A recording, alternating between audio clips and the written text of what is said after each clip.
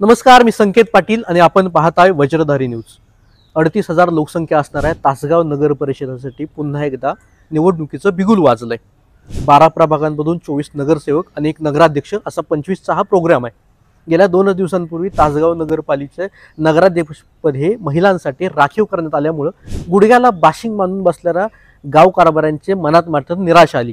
तरी सुद्धा या निराशेवर उत्तर म्हणून त्याच गाव कामगार पुढाऱ्यांनी पुन्हा एकदा आपल्या पत्नीच्या स्वरूपात पुन्हा एकदा नगराध्यक्षपद आपल्याकडे येते का काय याचं गणित बसवायला सुरुवात केली। त्याच अनुषंगाने आज 12 प्रभागांमधून 24 नगरसेवकांसाठी आरक्षण जाहीर करण्यात आलं। तासगाव नगरपालिकेच्या सन 2025 मध्ये होणाऱ्या सार्वत्रिक निवडणुकीकरता आज राज्य निवडणूक आयोग व नगरविकास विभागाच्या आदेशाप्रमाणे आरक्षण सोडत साने गुरुजी नाट्यगृह तासगाव येथे पार पडलेले आहे। सदर आरक्षण सोडतीमध्ये अनुसूचित जाती, अनुसूचित जमाती, नागरिकांचा मागास प्रवर्ग, सर्वसाधारण व त्यानंतर महिलांसाठी अनुसूचित जाती, महिला, सर्वसाधारण नागरिकांचा मागास प्रवर्ग, महिला आणि सर्वसाधारण महिला अशा पद्धतीने आपण आरक्षण निश्चित केलेलं आहे। सदरचे आरक्षण हे उद्या माननीय जिल्हाधिकाऱ्यांच्या आदेश स्वाक्षरीने प्रसिद्ध होईल व त्यानंतर नागरिकांना हरकती घेता येतील। सदरचे आरक्षण आज रोजी सर्वपणे शांततेत पार पडलेलं आहे। सर्व नागरिकांनी ज्या शंका उपस्थित केल्या त्या नागरिकांच्या शंकांचं निरसन करून कोणाच्याही मनामध्ये कुठलीही शंका न राहता सदरचे आरक्षण प्रक्रिया शांततेत आणि सुरळीत पार पडलेली आहे।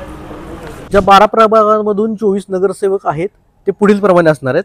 प्रभाग क्रमांक 1 मधून जी पहिली सीट आहे ती सर्वसाधारणसाठी आरक्षित आहे, तर दुसरी सीट आहे ती सर्वसाधारण महिलेसाठी आहे। तसंच प्रभाग क्रमांक 2 मधून जी पहिली सीट आहे ती नागरिकांचा मागास प्रवर्ग महिलेसाठी राखीव आहे, तर दुसरी सीट आहे ती सर्वसाधारणसाठी आहे। प्रभाग क्रमांक 3 मधून जी पहिली सीट आहे ती नागरिकांचा मागास प्रवर्ग महिला आणि दुसरी सीट आहे ती सर्वसाधारण असणार आहे। त्याचप्रमाणे प्रभाग क्रमांक 4 मध्ये सुद्धा पहिली जी सीट आहे ती नागरिकांचा मागास प्रवर्ग यासाठी राखीव आहे, तर दुसरी सीट आहे ती महिलांसाठी सर्वसाधारण राखीव आहे। प्रभाग क्रमांक 5 मध्ये जी पहिली सीट आहे ती सर्वसाधारणसाठी राखीव असणार आहे आणि जी दुसरी सीट आहे ती सर्वसाधारण महिलेसाठी राखीव असणार आहे। प्रभाग क्रमांक 6 मध्ये नागरिकांचा मागास प्रवर्ग महिलेसाठी राखीव आहे, तर दुसरी सीट प्रभाग क्रमांक 6 मधील असणार आहे ती सर्वसाधारणसाठी राखीव असणार आहे। प्रभाग क्रमांक 7 मध्ये जी पहिली सीट असणार आहे ती सर्वसाधारण असणार आहे आणि जी दुसरी सीट असणार आहे ती सर्वसाधारण महिलेसाठी राखीव असणार आहे।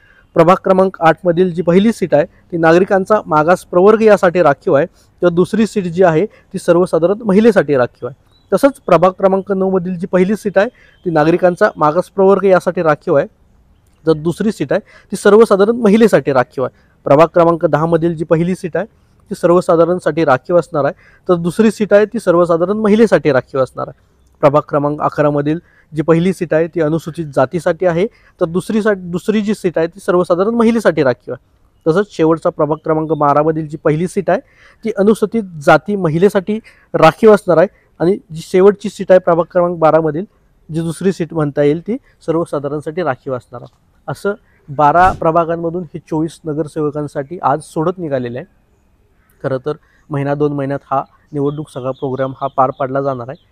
त्याच पार्श्वभूमीवर आज तासगावमध्ये माजी खासदार संजय काका पाटील यांचा कार्यकर्ता मेळावा आहे आणि त्यातच तासगावच्या राजकारणाची दिशा ठरणार आहे। जो संवाद मेळावा आज घेतला जाणार आहे त्यातून खासदार पुन्हा एकदा लोकांना सांगणार आहेत की त्यांची पुढची दिशा काय असणार आहे आणि त्यानंतर मग इथलं राजकारण हे पूर्ण वेगळं वळण घेणार आहे।